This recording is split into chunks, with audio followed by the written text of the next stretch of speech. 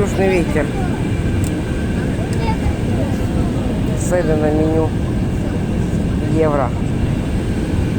Можно платить и в долларах, и в лирах. Но только наличными.